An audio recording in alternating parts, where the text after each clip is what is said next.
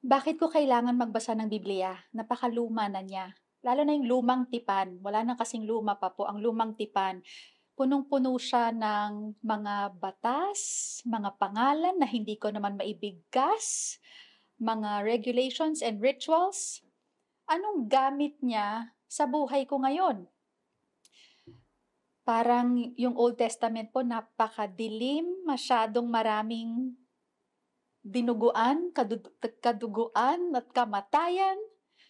Tapos yung Diyos ng lumang tipan, parang hindi ko siya type. Parang he's a mean God. Napaka-terror po ng Diyos ng Old Testament. Hilig magparusa. Mas gusto ko yung Diyos ng New Testament. Mas mabait siya, mas mapagpatawad. Magandang araw po. Ako po si Sharu, one of the pastors po from Pinnacle Village at marahil ito po ay mga katanungan o mga iniisip po ng iba po sa atin. At sana po ang panalangin po natin ay masagot po ang mga tanong na ito sa pagpapatuloy po ng ating series na The Upside Down Kingdom. At ang pamagat po ng ating talakayin ngayon ay The Law Fulfilled.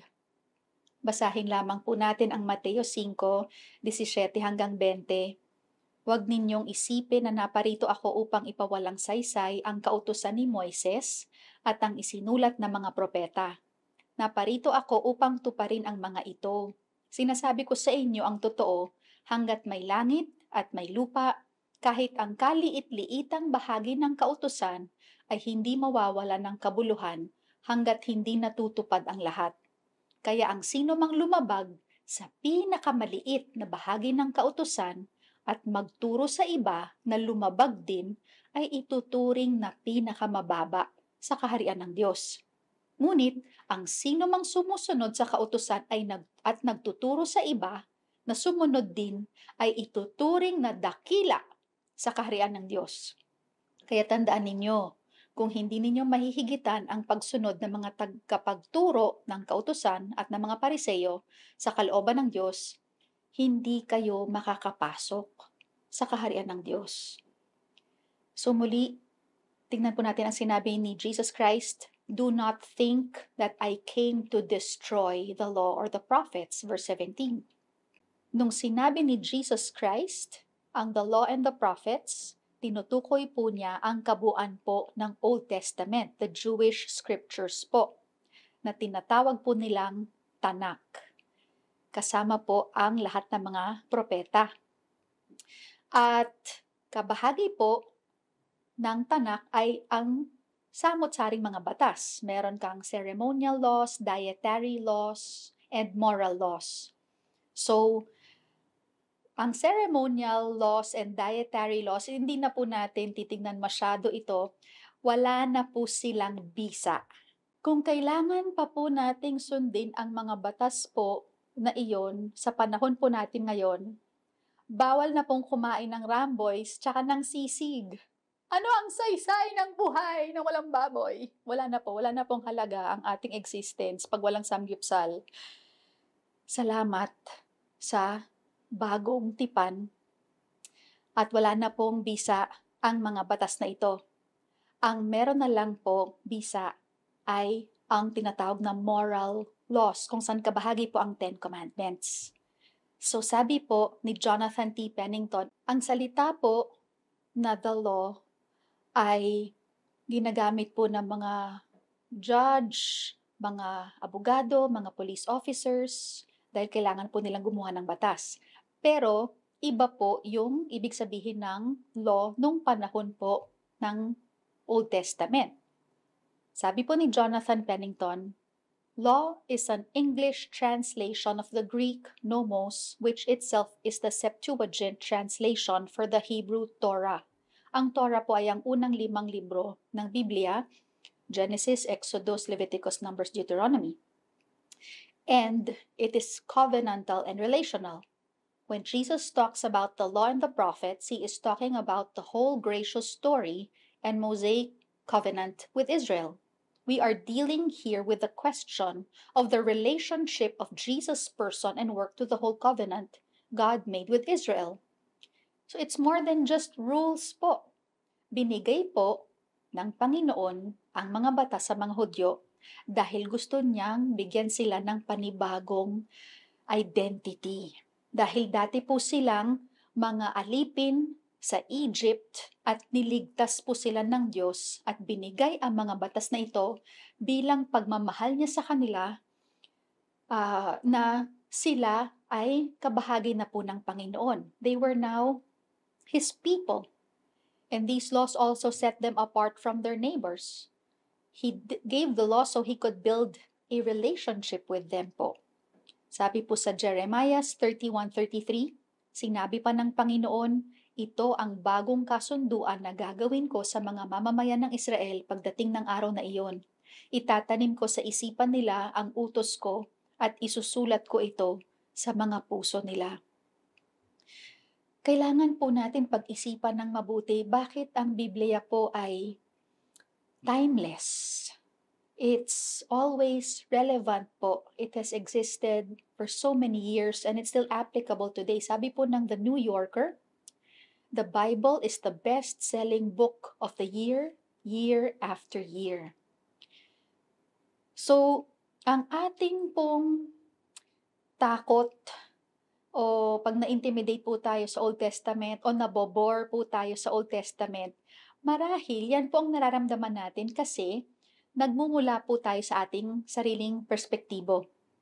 Iniimbita po tayo ng Panginoon na tignan po ang lumang tipan, ang mga batas, ayon po sa kanyang mga mata, ayon sa kanya pong perspective. And so, syempre po mahirap pong maunawaan ang kabuuan po ng konteksto ng Old Testament, yung templo, yung tabernacle, yung mga covenants, yung mga sacrifices, hindi po talaga tayo masyado makarelate. So, titignan po natin mula po sa perspective ng the Ten Commandments na mas pamilyar po tayo. Dahil halos lahat po ng mga batas ng lipunan ngayon ay nakabase po sa Ten Commandments.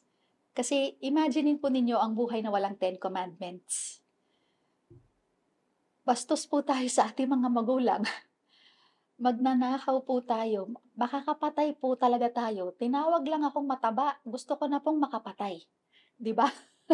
So, mabuti po ang batas. Rules are good. Dahil nagdadala po siya ng kapayapaan, kaayusan, sa tahanan, sa eskwelahan, sa opisina, sa lipunan. Ano ang mga batas niyo sa loob ng inyong tahanan? Tumulong ka.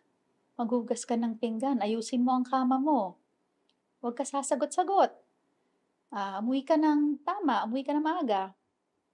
Sa ibang pamilya, sinasabi nila, in our family, we respect each other, we respect the holiness of God.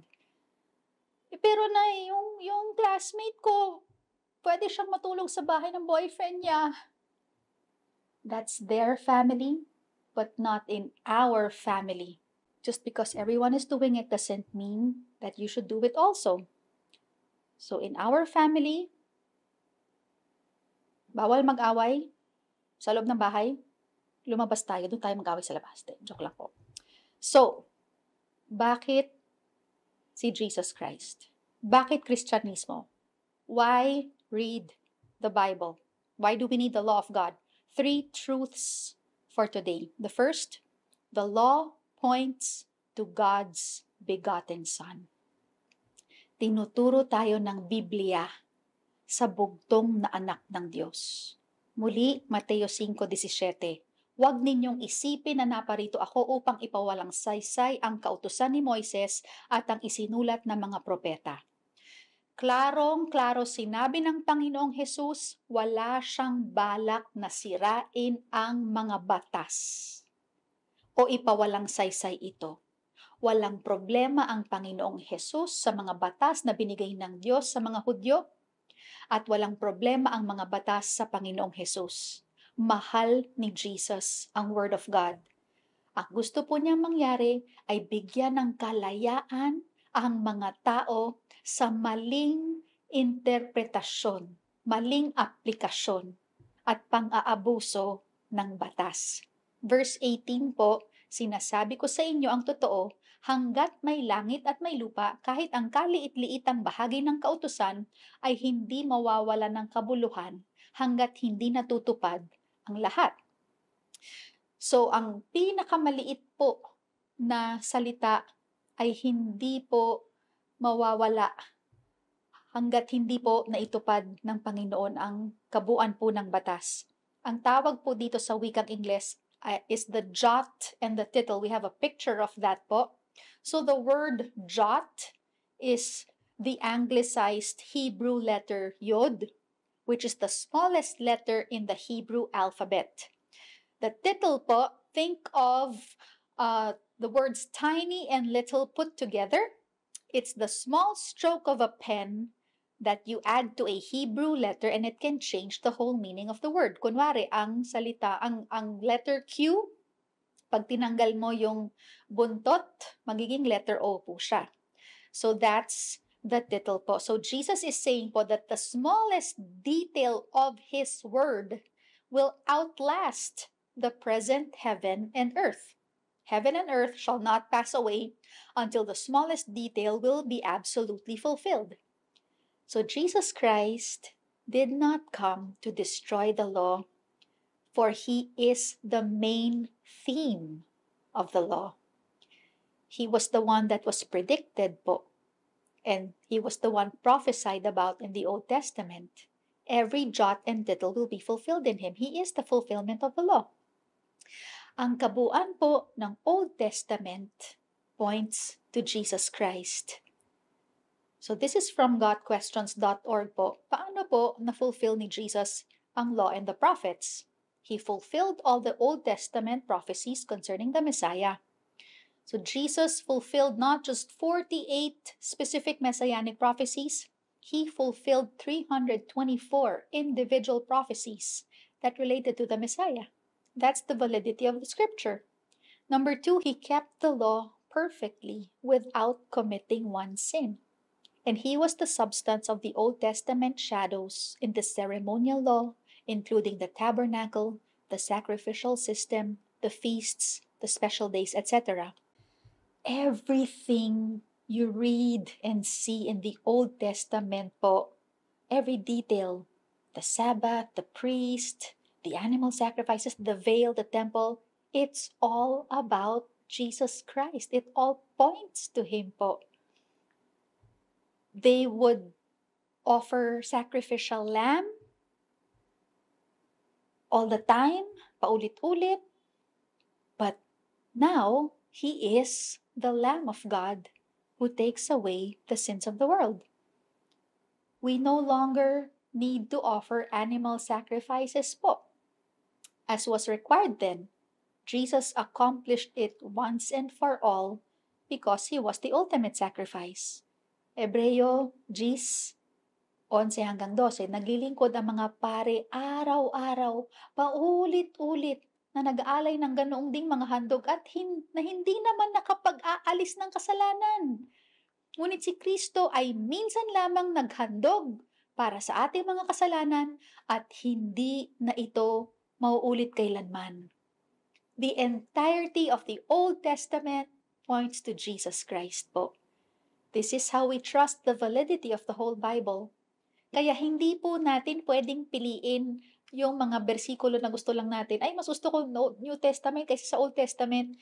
Hindi po natin pwedeng piliin ganun because the whole Bible is anointed by Him. 2 Timothy 3:16, ang lahat ng mga kasulatan ay ihininga ng Diyos. Both New Testament and Old Testament. Romans 10:4, sapagkat si Kristo ang kaganapan ng kautusan. He is the fulfillment of the law upang ituring na matuwid ng Diyos ang sino mang sumasampalataya sa Kanya. Sinabi po ni Abraham Lincoln, I believe the Bible is the best gift God has ever given to man. All the good from the Savior of the world is communicated to us through this book. And I highly encourage you po to read the whole Psalm 19. Very beautiful po. We'll only read verse 7 today. Ang kautusan ng Panginoon ay walang kamalian. The law of the Lord is perfect. Ito'y nagbibigay sa atin ng bagong kalakasan. The law of the Lord is perfect because it points to Jesus Christ. Pangalawa po, katotohanan, the law portrays God's character. Verse 19 of Matthew 5, kaya ang sino mang lumabag sa pinakamaliit na bahagi ng kautusan at magturo sa iba na lumabag din ay ituturing na pinakamababa sa kaharian ng Diyos. Ngunit ang sino mang sumunod sa kautusan at nagtuturo sa iba na sumunod din ay ituturing na dakila sa kaharian ng Diyos. Sinasabi po ni Jesus na ang sino mang sumunod sa Panginoon at nagtuturo ng kautusan ng Panginoon ay pagpapalain ng Diyos. We will be rewarded for following the will of God. Sabi po sa James 1:25, Santiago 1:25, ang taong nagsasaliksik at tumutupad sa kautosang ganap na nagpapalaya at hindi tagapakinig lang na nakakalimot agad ay ang taong pagpapalain ng Diyos na mga ginagawa niya. The way we need to obey our parents when they give us rules. Kala natin pinaparusahan tayo ng ating mga magulang pag binibigyan tayo ng curfew or pag sinabi nila, huwag kang pupunta sa party na iyan anak, hindi okay ang mga tao dyan. Or, I don't like that boy for you anak. They give us rules because they're protecting us from harm, from temptations, from making very bad decisions. They're protecting our lives, our bodies, our future. May mga nakikita sila na hindi natin nakikita at kailangan natin magtiwala sa kanila. Notice mga parents na stricto pero mapagmahal.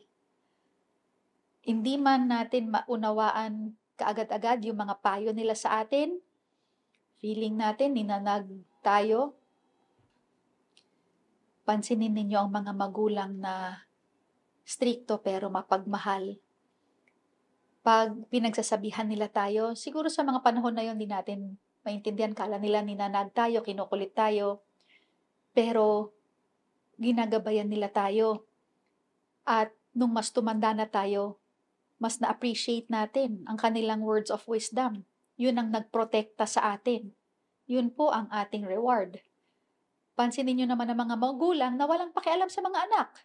Walang gabay, walang biblical training or advice. The kids become monsters. Monster ka ba? Hindi naman sana. But these kids na wala pong gabay, walang sinunod na batas, they become abusive, they become over-dependent, they become a problem in society po, in school, in the workplace. So these are our parents who love us. What more? Our loving God po, who knows all, who sees all, who loves all. We have to trust Him, friends, when God gives us rules, when God gives us the law, it's out of a covenant, a relationship with Him. Sabi po sa Galatia 3:24, ang kautusan ay naging tagapag-alaga natin hanggang sa dumating si Kristo para sa pamamagitan ng pananampalataya sa Kanya ay maituring tayong matuwid. The law was our guardian, our disciplinarian, our protection po. But I can create my own laws. Okay? I can watch out for myself. I know what to do. I know right from wrong. No, you do not. Because the Bible says that our hearts are deceitful. Doing whatever we want is not freedom po. It leads to more suffering, to more emptiness and depression. Doing what God wants, that's where real freedom is po. The law of God is His love for us. He's not restricting us, He's protecting us. He only wants the best for us. Sabi po ni Timothy Keller, we embrace the law of God in order to learn more about who our God really is. Leviticus 19 is a magnificent chapter which both expands on all the 10 commandments and also summarizes them into love your neighbor as yourself. It shows how God's law was not a matter only of ritual purity, but was to transform every corner of one's practical life. In Leviticus 19:2, however, God introduces the whole law by saying, "Be holy, for I am holy." In other words, if you want to know who I am, what I love and hate, if you want to know my heart and become like me, obey my law. The law of God shows us the true character of God. He is perfect, He is righteous, He is just, He is a fair God. He loves justice. He is also loving, forgiving, merciful, and kind. By reading the Word of God po and practicing it and following Jesus, mas nagiging katulad po natin siya. Pag hindi po tayo sumusunod sa Panginoong Hesus at sa kanyang mga salita, meron po tayong ibang sinusundan. At malamang, sarili po natin yon. And this always leads us po to greater suffering pag tayo po ang nasusunod. Jesus has been and will always be the way of grace. He's not after the rigidity of rules and doctrines and theories. He's not after external obedience po, unlike the Pharisees. Who were the Pharisees? They were the most religious leaders of the New Testament times po. Ang salita pong Pharisee, ang ibig sabihin po ay separatista. They set themselves apart and created laws na mas strikto pa sa mga sinulat ni Moises. The Mosaic Law.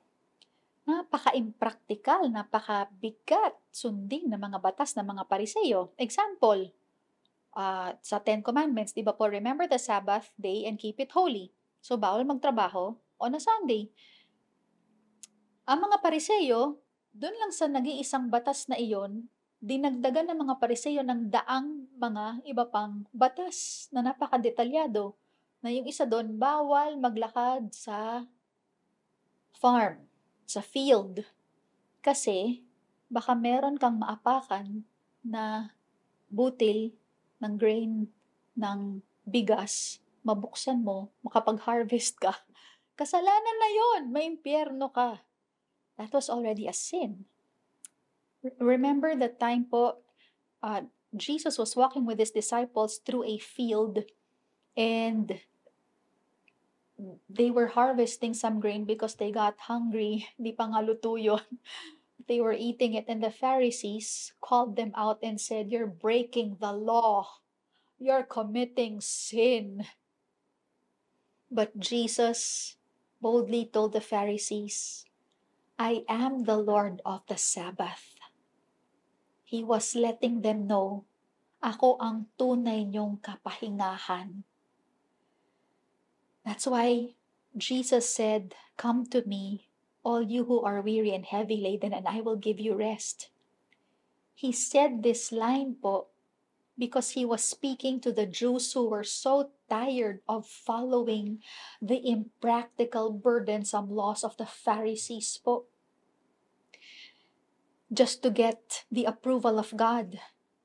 The Pharisees were the most, yung to the dot po sila sumunod sa mga batas. Pero, tinawag po sila ng Panginoong Hesus na mga ipokrito. Sabi po sa Mateo 15:8-9, "Iginagalang ako ng mga taong ito sa mga labi lang nila. Ngunit malayo sa akin ang kanilang mga puso. Walang kabuluhan ang pagsamba nila sa akin. Sapagkat ang mga itinuturo nila ay mga utos lang ng tao." Gawa-gawa lang po nila, hindi po yun galing sa Panginoong Diyos, kaya napakabigat. Pag galing po sa Diyos, napapalapit po tayo sa Diyos. Sabi po ni D. Martin Lloyd-Jones, they, the Pharisees, were clearly primarily concerned about themselves and their own righteousness, with the result that they were almost invariably self-satisfied. The ultimate object of the Pharisee was to glorify not God, but himself. The trouble with the Pharisees was that they were interested in details rather than principles, in actions rather than in motives, in doing rather than in being. Mas makikita po natin ang mga ito sa darating pa pong mga linggo. Si Jesus po, the Messiah, that they were all waiting for. They read about him, they memorized the laws.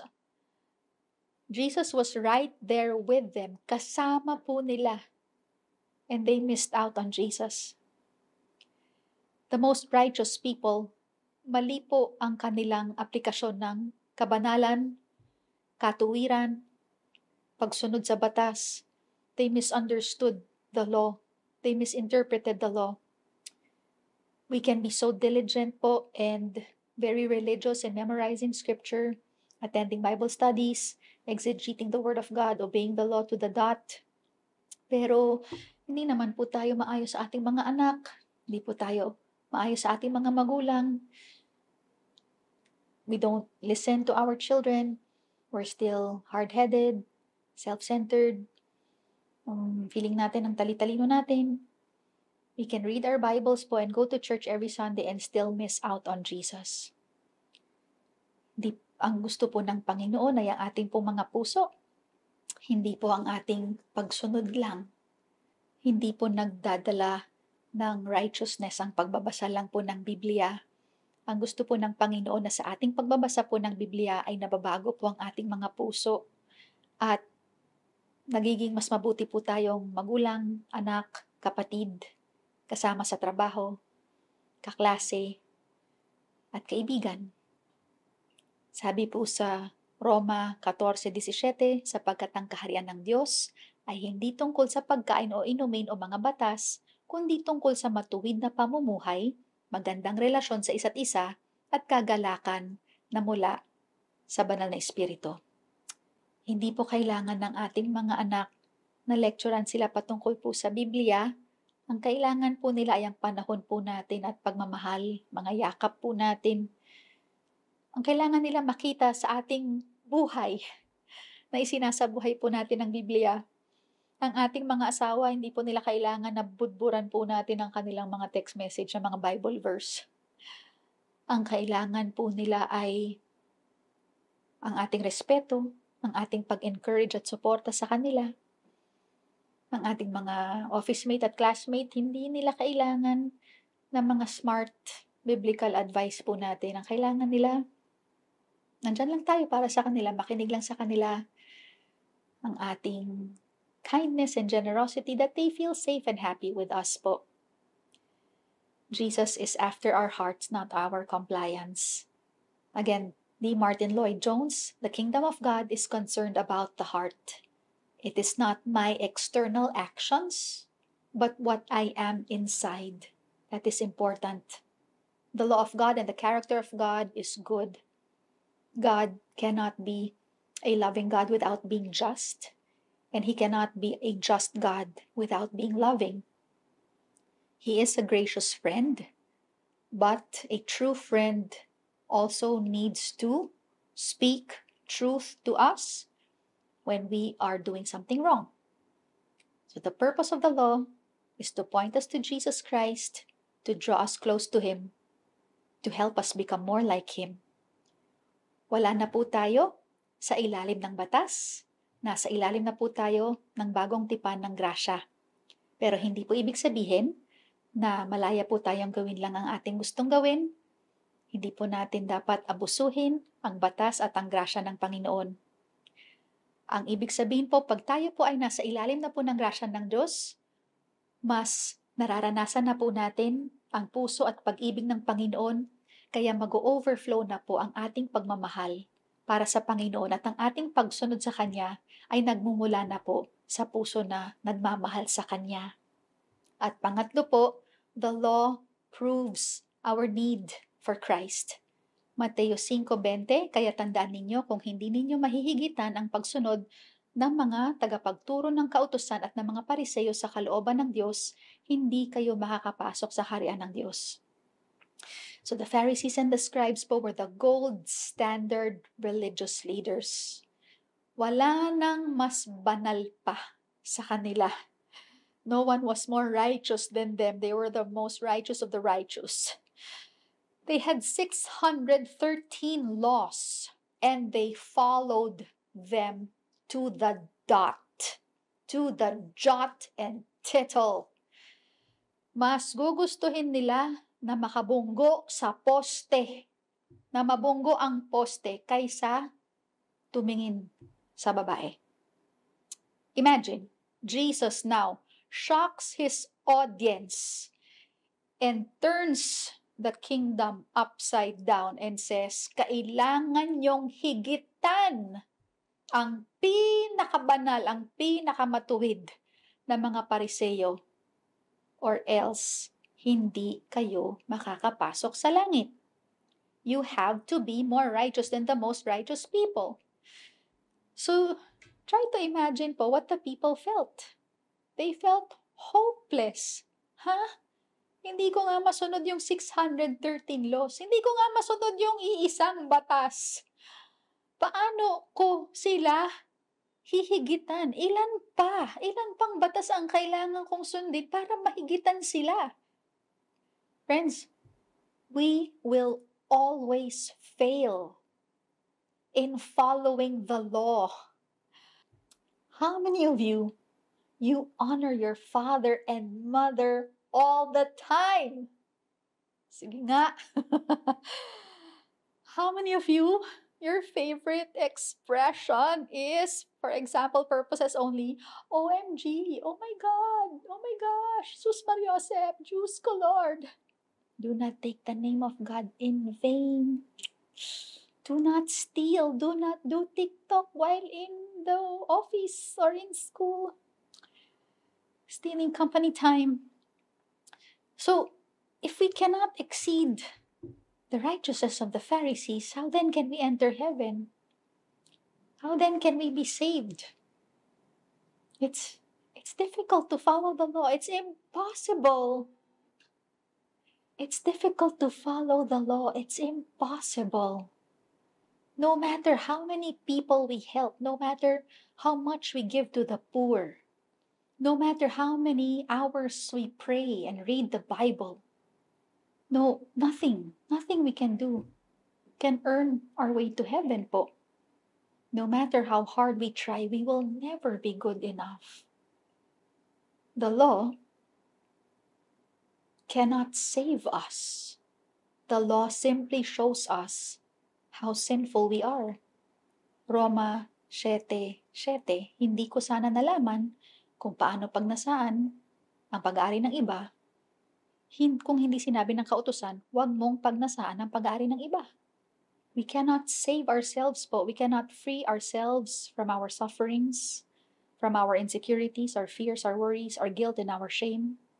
We cannot free ourselves from our ugly past, from our burdens, from beating ourselves up, from our sinfulness, our lustfulness, from death.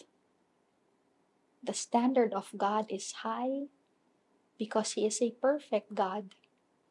How do you relate with such a perfect and holy God? What is Jesus really saying here? Talaga bang wala nang pag-asa? Roma 3:20, sapagkat walang sino man ang ituturing ng Diyos na matuwid sa pamamagitan ng pagsunod sa kautusan, sa halip, ipinapakita ng kautusan sa tao na makasalanan siya.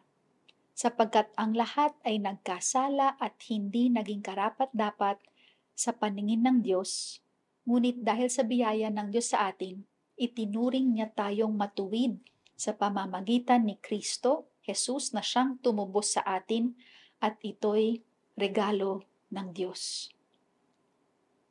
That's why only Jesus can save us. Only Jesus can give us the real freedom and happiness and make us righteous and worthy to enter the kingdom of heaven. That's why St. Paul po is so special.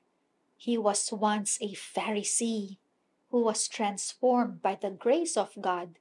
Filipos 3:6, kung tungkol naman sa sigasig ng pagsunod ko sa relihiyon ng mga Hudyo, inusig ko ang iglesia, I persecuted the church.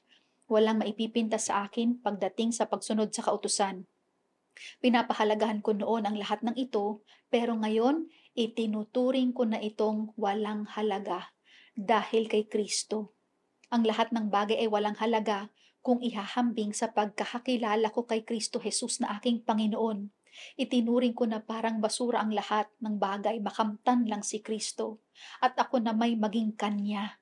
Hindi na ako nagtitiwala na ako'y magiging matuwid sa pamamagitan ng pagsunod sa kautusan, kundi sa pananampalataya kay Kristo.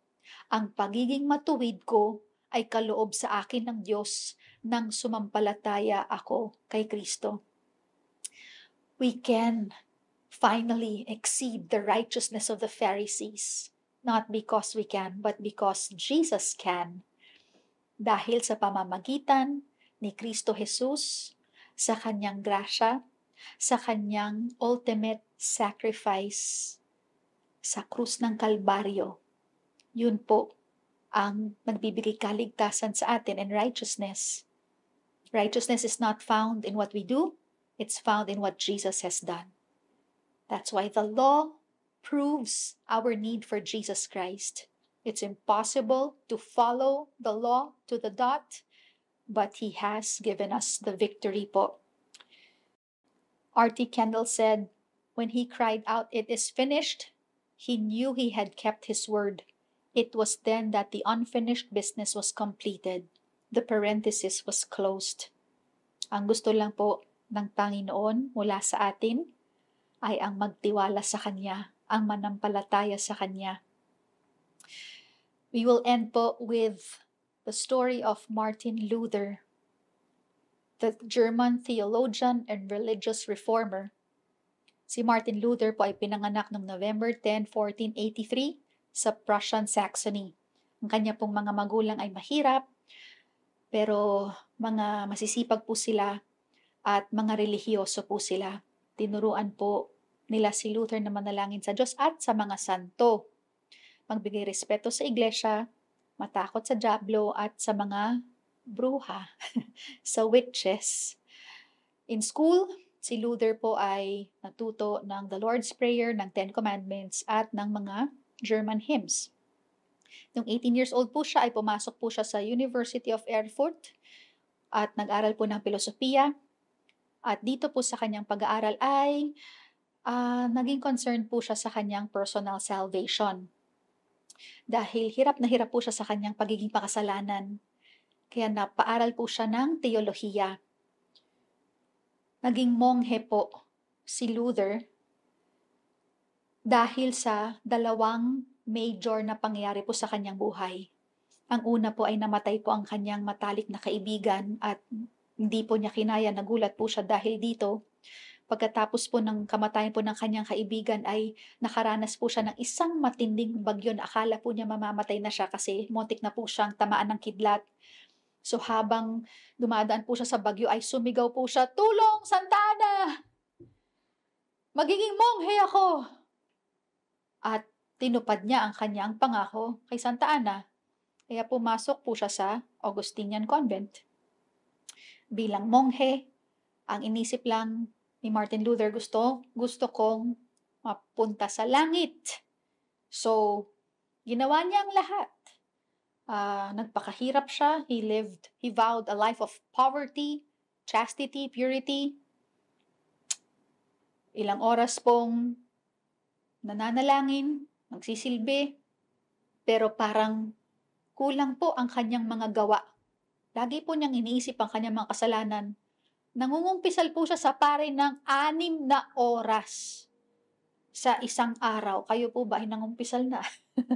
6 na oras po. Pero pagkatapos nun, may maalala naman siyang kasalanan niya. So mababagabag na naman po siya. Naku, nakalimutan ko ikumpisal. Paano yun? Ang mga nakumpisal lang yung mapapatawad. Paano kung may nakalimutan ako? So hindi na mapapatawad yan. So talagang nabaliw po si Martin Luther dahil po sa mga ganitong pag-iisip po niya. Nag-aayuno po siya ng ilang araw, hindi po magkukumot. Yung pinaparusahan po niya ang kanyang sarili kasi akala niya yun po yung kaparaanan para makapasok po ng langit. Ito self-imposed suffering. Minsan sasabihin niya, wala akong ginawang kasalanan ngayon. Tapos, mapapaisip na naman siya, oh no, baka may nagawa akong kasalanan. So, wala pong katapusan na pagdurusa. Sabi po niya, I was myself more than once driven to the very abyss of despair. so that I wished I had never been created. Binuhos po niya ang kanyang buhay sa pag-aaral para ma-distract po siya. Inaral niya ang mga salmo at ang Book of Romans written by Saint Paul. At dito po niya nakita ang kasagutan. Sa kanyang malalim na pagsasaliksik sa salita ng Diyos, unti-unti niyang naunawaan ang mabuting balita. Nabasa niya ang Romans 1:17, "The righteous shall live by faith." At dito po siya tinamaan. Nadiskubre po niya na hindi na niya kailangan ang gumawa ng mga mabubuting gawa. Hindi na kailangan na isipin o mabaliw sa kanyang pag-uugali, sa kanyang pagsunod sa Panginoon, para lang malaman ang kanyang right standing with God. He discovered that the believer had the full righteousness of Christ, who fulfilled the law by faith, not maybe, not later, but now. In the words of Martin Luther, "Though I lived as a monk without reproach, walang kasalanan, I felt that I was a sinner before God with an extremely disturbed conscience. I did not love, yes, I hated the righteous God who punishes sinners, and secretly, if not blasphemously, certainly murmuring greatly, I was angry with God. Thus I raged with a fierce and troubled conscience. Nevertheless, I beat importunately upon Paul at that place. Kinulit ko si San Pablo, most ardently desiring to know what Saint Paul wanted. At last, by the mercy of God, meditating day and night, I gave heed to the context of the words, namely, he who through faith is righteous shall live. Here I felt that I was altogether born again, and had entered paradise itself through open gates. There a totally other face of the entire scripture showed itself to me. Thereupon I ran through the scripture from memory. I also found in other terms an analogy as the work of God. That is what God does in us, the power of God with which He makes us wise, the strength of God, the salvation of God, the glory of God. And I extolled my sweetest word with a love as great as the hatred with which I had before hated the word righteousness of God. Thus that place in Paul was for me truly the gate to paradise. That was the missing piece, the reason sinful humans could love God, the doctrine of justification by faith alone. The rediscovery led to a wildfire of revival across Europe called the Reformation, and it changed the world forever. Friends, the righteous shall live by faith, not by our own strength, not by our own intelligence or good works, but only by full faith, full trust, full surrender, total dependence on God po. The whole point of the law is Jesus Christ. Let's respond to the message po by singing a love song to God, just thanking Him for His amazing grace.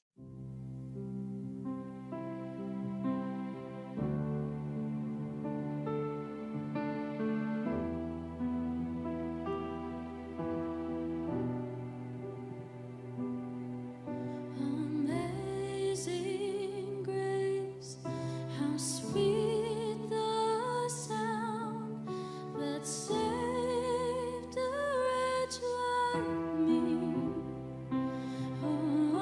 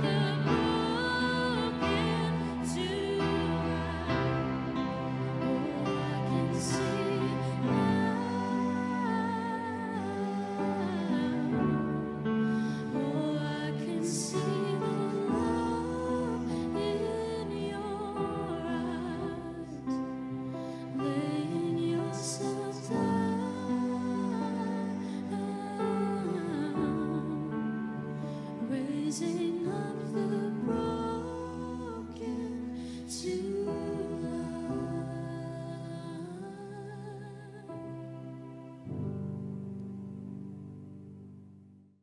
Friends, if you've been striving all your life to earn the love of God, the favor of God, at pagod na pagod po kayo sa lahat po ng pinagdadaanan po ninyo,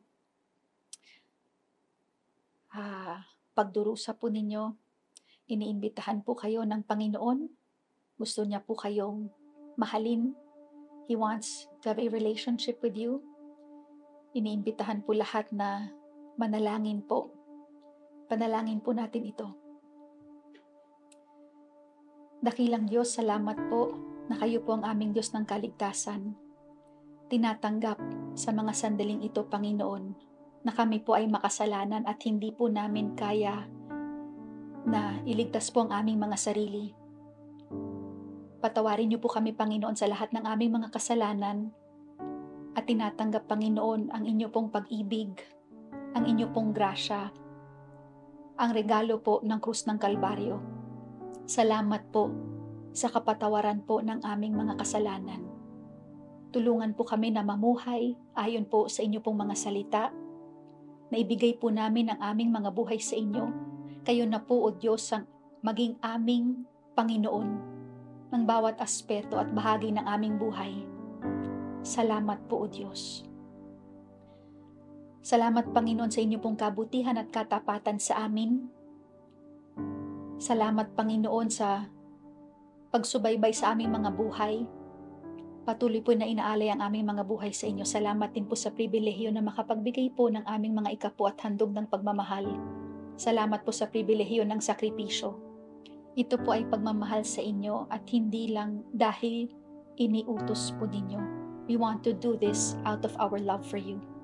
Thank you, Father, for today. Thank you for the message.